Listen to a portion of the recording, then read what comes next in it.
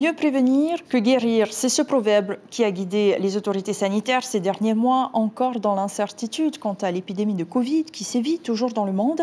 Alors aujourd'hui, 40 000 doses de vaccins sont en stock pour les premières injections, 12 000 pour les rappels.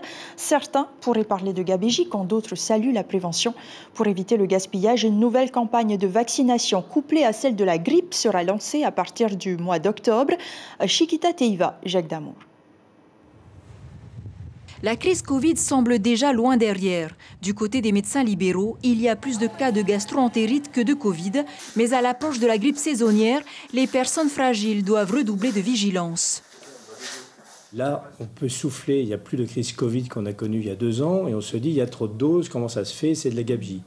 C'est difficile de gérer ça, bien évidemment. Alors, s'en servir en période de grippe, pour les plus fragiles d'entre nous, ça ne paraît pas complètement illogique. Pour les protéger des cas graves du Covid, il y en a encore, ils sont rares, heureusement, mais c'est de la prévention.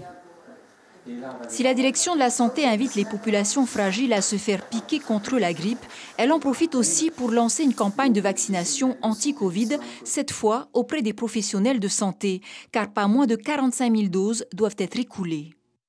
Il y a un médecin qui reçoit un patient pour son suivi et qui lui discute avec ce serait bien que tu te vaccines pour te protéger, de faire un rappel pour le Covid.